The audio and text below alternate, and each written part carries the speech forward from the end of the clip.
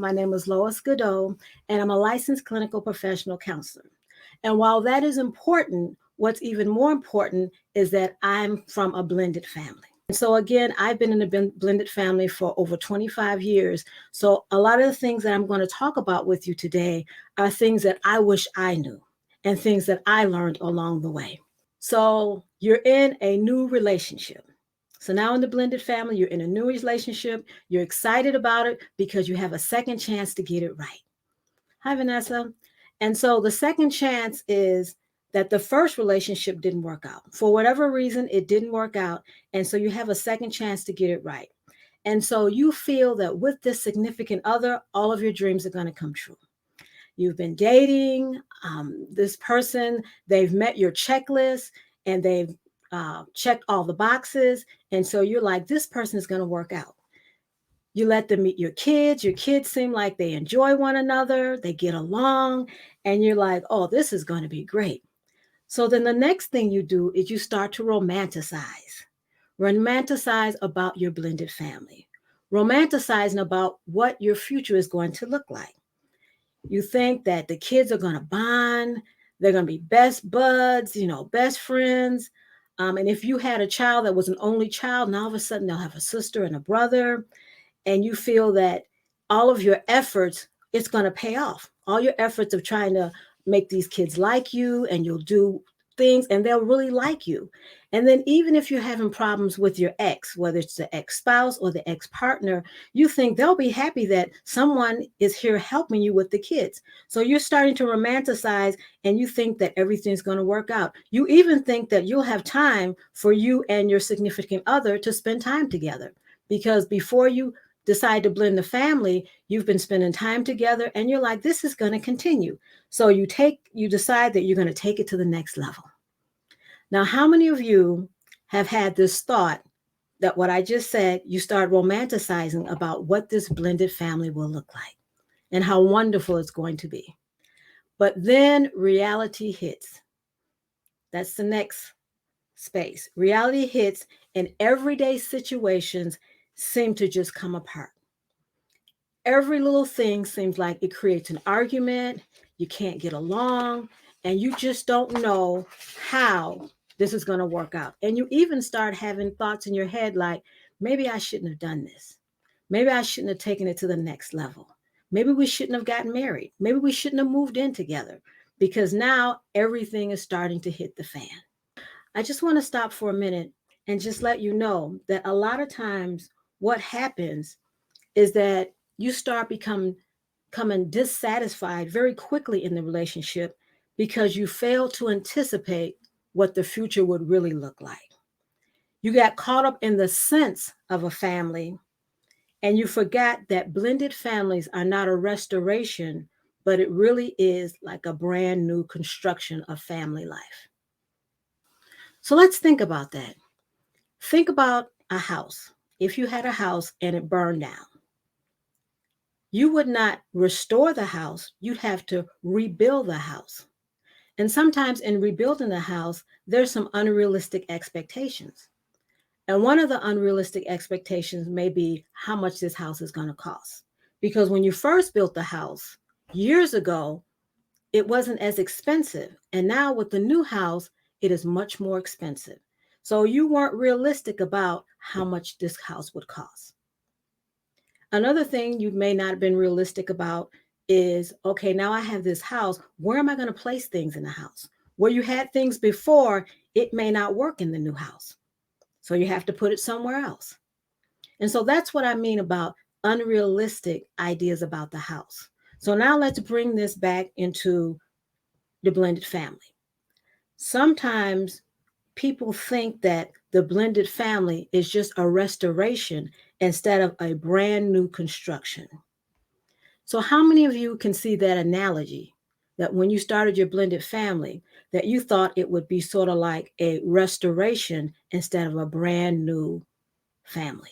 A lot of people thought that, and I was just like you. Like I said, my experiences are going to mirror yours. When I started my blended family, I wasn't thinking that this is something brand new. I was thinking, yeah, this is a family again. A lot of things are going to be the same. And as we go on, we'll see that there was a difference. So once you blend families, the key issue, the key thing that you really need to focus on is that you need to tackle issues head on. Issues like parenting style, the stepchildren dynamics, navigating relationships, understanding that there are ex spouses or ex partners, and trying to create the right atmosphere for your new family to grow and to bloom.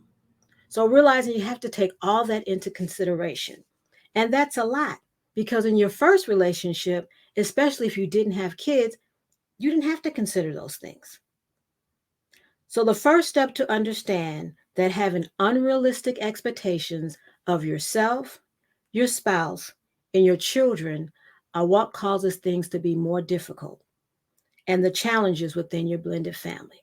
So, again, when you have unrealistic expectations of yourself, of your spouse, and of the children, that's what lead to more difficult challenges in the blended family. So let's look at some unrealistic expectations. And there's a lot of unrealistic expectations, but I'm just going to focus on two. Two that I think are two of the biggest unrealistic expectations. And the first one is that a blended family is not that much different than a nuclear family. The rate of failure for second marriages is 67%.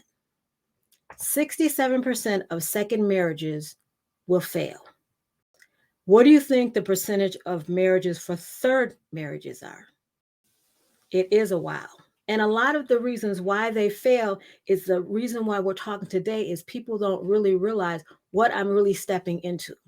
It's this love, like I love him, he loves me, I love her, she loves me, and everything's going to be wonderful. But then reality hits. 74% of third marriages fail. And I'm just going to stop right here and just think about something that a lot of times we don't prepare for our marriages the same way we do for other things in our life. Like, for instance, if you're trying to get a car, you'll research it, you'll look at cars, you'll do some comparison. You might even go to the dealership 2 or 3 times and look under that car before you decide, okay, this is the one I want. Same way with the house. Before you buy a house, I know when me and my husband, we bought our house, we were looking at all different types of houses. We didn't just stop at the first house and say, okay, that's it. We looked at houses for months and we were looking, making sure that the price was right, making sure that the neighborhood was right, making sure that, okay, if what school would the kids go to? How does that compare with schools in the other area? I mean, we really researched it before we decided, okay, this is where we want to live. But how many of you can say you did that with your marriage? And furthermore, how many of you say you did that with your blended family, finding out what it's going to take? A lot of times, one of the things I do is I encourage people to go to marital counseling. And so, if I ask that question, how many of you, before you started your blended family, did an intake or an inspective of saying, okay, what is this going to take? And so you have to think that if it was complicated in the first one without any kids or with your own kids, now you're in a situation where it's your kids and someone else's kids. You can understand that there's going to be some complications. So let's just look at that. Let's look at the differences in a nuclear family and a blended family. And so when I'm saying nuclear family, I'm talking about the bio father and the bio mother and the children. So in a nuclear family, there's time to form what we call norms, which is the structure. Even before the kids come in, you have time to build history with your significant other. And then when the children come in, you have time to build with the children, the childhood, you have time to slowly build relationship. And even think about when a woman carries a child for 9 months, she's nurturing that baby, she's got that special bond with that baby. And the same goes with dad with the bonding. So birth parents are connected to the child from day one. They nurture them, they watch them grow, and they celebrate the milestones along the way. So those of you who have children, you can relate to that. When you found out you were expecting, you started from day one preparing that whole 9 months for that child. And if you were the woman carrying the child, the baby was being nurtured, and you could feel the baby moving and growing, and that bond was developing right then and there. So by the time that baby popped out, or however the baby came out, by the time the baby came out, you felt love already for that baby. It was there instantly. You didn't even have to think about it. Same thing for the dads. And Jamila says, yep, the same thing for the dads, that when that baby came, because you had anticipated it for so long, that now when the baby came, the love was already there. You felt like, there's nothing I wouldn't do for this child. But in a blended family, little to no time for development forms. So it's totally different in a blended family. When you get with that person, the children are already part of the picture.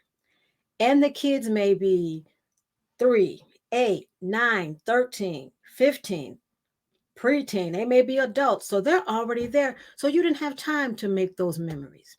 You didn't have time to get those bonds. And you don't have time to slowly build that relationship, because you weren't there to nurture the kids, to watch the kids grow and to celebrate the milestones. You just instantly, you become a parent.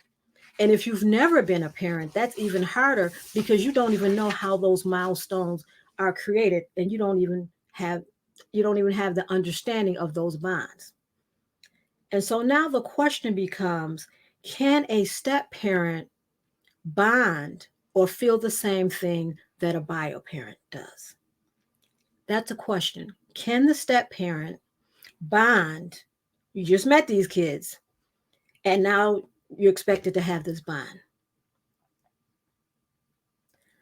One of the things that I struggled with when my husband and I got together is everyone kept telling me, love all the kids the same. You should be able to treat all the kids the same. And I found that difficult because I didn't feel the same way. That bond wasn't there. I haven't had time to develop that bond that I did with my own personal children. And so for me, this was an unrealistic expectation that I would bond with these kids as soon as I met them. It was unrealistic for me to feel that for my husband, but I did. I was like, you should be able to bond with them. But there's no way you can, because you don't have that same relationship. You haven't been there from day one to build a bond. And does that mean step parents can't bond with the stepchildren? Of course, that doesn't mean that. But that means that there's a different type of bond. And I don't know if I mentioned this earlier. I probably didn't. I probably did. That I'm a licensed clinical professional counselor. And a lot of times in my sessions with my clients, that was something that they would struggle with, is that, well, this person doesn't love my kids and they should treat them a certain way. And it's like, but the bond isn't there yet. Yes, they should respect them, but the bond that you're asking for, it takes time to develop. So you can see just from that there is a significant difference between the nuclear family and the blended family. Okay, so let's look at the second unrealistic expectation. Second unrealistic expectation is, it won't take long to blend our families. It won't take long, maybe 6 months, a year, and everything will be fine.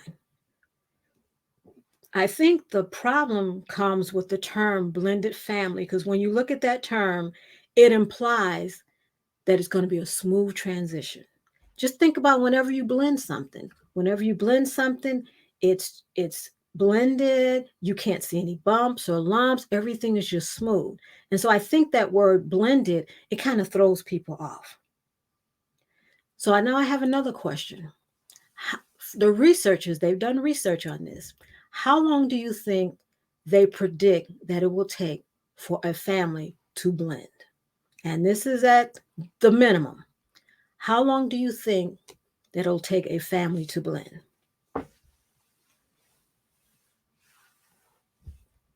And I know I was guilty of this. I thought it was just taking too long. But when I looked at the research and I realized that how long it would take to blend, I was being unrealistic in my expectation. So if we think it's going to take years then why are we struggling in the beginning of the relationship when we know it's going to take time? Researchers say it's going to take between 2 and 5 years, 2 and 5 years to blend up a family. And that's at the low end. That's if there's not a whole lot of conflict. We're just saying trying to blend the family where the kids will be able to blend with the other kids, where the parents will blend. And we have those outlaws, those in laws. I call them the outlaws and in laws. And it takes time for all of that to happen. And so if you know that it's going to take 2 to 5 years, you have to be ready for the long haul. You have to be ready and understand that things are not going to gel like you want them to gel. And there's a lot of adjustments that have to be done. First of all, the additional factors are the ex spouses, the ex partners, the baggage, sometimes the unhealthy patterns from previous relationships, sometimes the baggage from the other relationships. And it's a lot of unexpected things that you can't handle that's going to happen in the relationship. So you have to understand that bringing two families together is a long-term investment, and looking at a blended family as a long-term rather than a quick fix. And that's what some people do. They look at it as a quick fix, like this is not going to take long. We're going to be able to do this quickly, especially if you feel like you have skills with family. And that was one of my issues is I was a teacher. I had kids. I thought I was doing pretty good. So I'm thinking having these extra kids, it shouldn't be any problem. They're coming over every other weekend. It shouldn't be a problem. But again, expectations. It was going to take longer than what I expected because blending a family is an ever evolving task and it takes time. It's fluid, things are constantly moving. When you have other people that are a part of the dynamics, like the ex spouses and the ex partners, whether you want to accept it or not, they're a part of the dynamics and they have a say so in what happens, especially the bio parents. And so that's why I say it's ever evolving and blending a family takes time. I want to kind of shift and I want to go into the shifting your thinking, which is shifting your life. So we're going to shift and we're going to talk now about what is a transformation. And in order to have a transformation, you must be willing to change. If you want to achieve true transformation of a healthy blended family, these are some crucial mindsets that you have to have. Some crucial mindset. So if I was to go back and think about that house that we talked about earlier, what are some things that have to absolutely be in place for this house? Whether you're talking about starting the house, building on a house, what are some things that have to absolutely be in place? So I'm thinking about having this house built. What are some things I absolutely have to have? And if I don't have it, then the house it's not going to work. Absolute things that I need to have.